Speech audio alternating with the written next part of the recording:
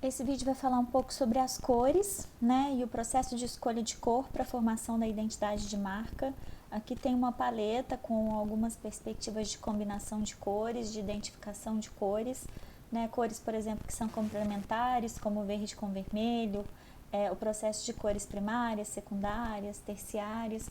E há vários livros, né, que fazem estudos sobre essa questão da combinação das cores, quais cores que dão certo com outras cores, o que fica bom, o que estimula. E basicamente a cor cria emoção, traz memórias à tona e provoca sensações. Tradicionalmente a cor principal da marca é destinada ao símbolo, né, à imagem, enquanto a cor secundária é destinada ao logotipo, descritor da empresa ou tagline, que é a variação de um slogan de marca. As cores têm conotações diferentes em diferentes culturas, então isso também é preciso estar atento, né? Em algumas culturas o branco é a pureza, em outras culturas o branco é a morte, né? Então essas coisas, se eu estou pensando num processo criativo de marca internacional, eu preciso avaliar qual é o impacto que essa cor tem em outros lugares.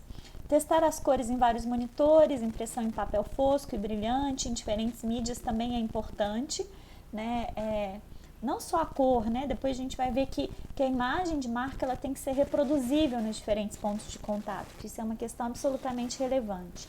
E aí aqui eu tenho um quadro, né, com as principais cores e o que elas querem dizer, né? Então eu tenho aqui o vermelho com raiva, paixão, fúria, ira, desejo, velocidade, uma série de coisas. O verde muito ligado à questão de natureza, saúde, inexperiência, né? Uma coisa imatura. O preto traz muito a ideia de sofisticação, de mistério, de riqueza. O rosa tem a ver com a inocência, com o romantismo. O azul com fé, espiritualidade, com calma, conservadorismo, confiança. O branco aqui traz a questão do respeito, da proteção, da pureza, da paz. O amarelo traz alegria, traz a questão do otimismo. O roxo traz a questão da nobreza, também a espiritualidade. E aí percebam que em cada uma das cores, eu estou falando muitos aspectos positivos, né? Mas cada uma das cores também traz consigo a ideia do negativo, né? Então, vermelho é paixão, mas também é violência, é fogo, é sangue, é perigo, né? Então, as marcas, dependendo do que você for criar a marca, você também precisa pensar em como colocar aquela cor para que aquela cor seja associada aos aspectos positivos da marca, né?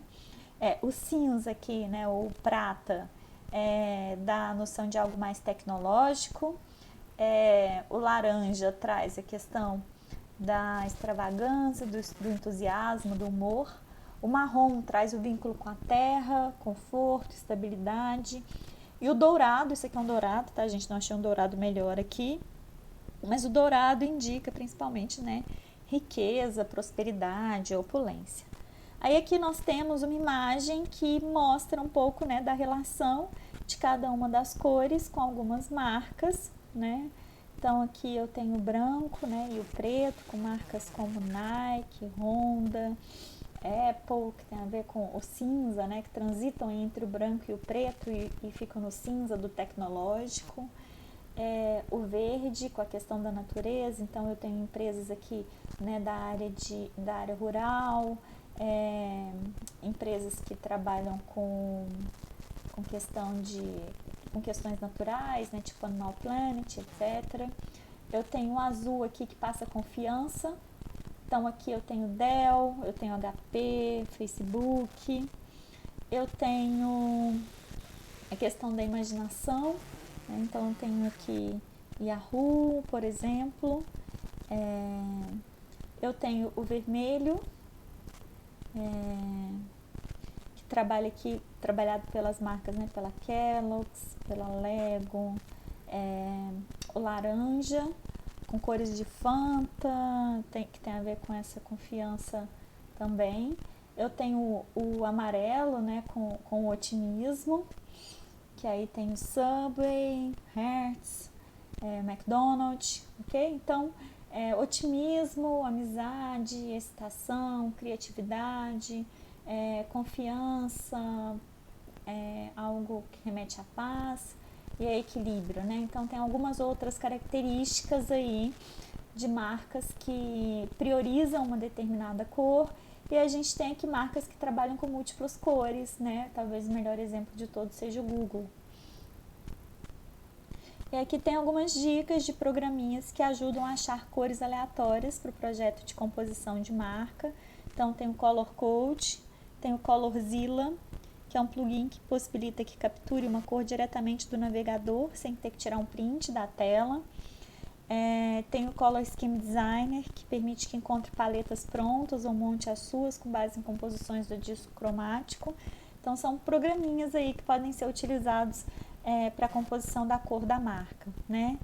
E aqui eu tenho uma reportagem, eu achei essa reportagem muito interessante, porque quando a gente pensa em grandes marcas, a gente pensa assim, nossa, a marca teve todo um processo, né, criativo pensado para poder de fato traduzir o significado, né, da marca. E a gente vai ver que algumas marcas mais antigas, né, outras nem tão antigas assim, o processo de escolha da cor, na verdade, ele foi meio aleatório até certo ponto, né?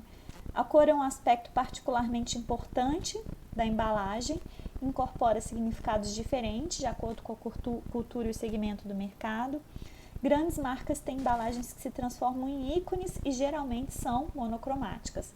A caixa amarela da maisena, do bombom garoto, do saquinho do Bombril, a lata do leite ninho, a lata branca do leite moça, as caixinhas longa-vida do leite Parmalat, as latas vermelhas da Coca-Cola, Nescau, cerveja Brahma, a série dos verdes da lata da Heineken e as embalagens da linha de iogurtes funcionais da Activia, e o azul escuro, por exemplo, da linha Nivea, né, que são marcas que têm cores predominantes aí no processo.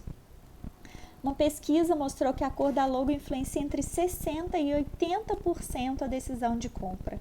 Além disso, a cor é a primeira coisa percebida antes mesmo do nome da marca, né? Questão que a gente falou, uma imagem vale mais do que 1000 palavras, muitas vezes. Apesar de que, não sei se eu concordo muito com esse ditado, mas enfim. Aqui para vocês verem, né, o quanto escolher uma marca que seja atraente em termos de cor pode fazer com que o seu produto tenha mais sucesso lá no ponto de venda. Aí aqui tem algumas explicações de marcas famosas, que foi o que eu comentei, né? O Google sempre confunde a cabeça das pessoas quando a ideia é tentar achar um padrão nas cores das letras. Primeiro azul, depois vermelho, depois amarelo. Quando você pensa que o padrão vai se repetir, entra o verde. Inicialmente a ideia era exatamente essa, passar uma ideia de brincadeira. A design que criou a logo, em entrevista ao Art, a intenção era trabalhar com as cores primárias, mas depois inserir uma secundária, o verde, mostrando que o Google não segue regras e padrões. Aí a gente tem a BMW, que utiliza o azul e o branco, né? No caso, apesar da popular, porém falsa versão que diz que a logo significa, né, uma hélice de avião no céu, porque a empresa começou no ramo aéreo, a explicação verdadeira é mais simples. Azul e branco são as cores oficiais da Baviera, o estado de onde vem, né, a empresa alemã. Isso é uma coisa interessante, né, porque no caso do Google, ainda mais do que as cores, essa questão da flexibilidade, da mutabilidade é o que mais chama atenção no Google, né?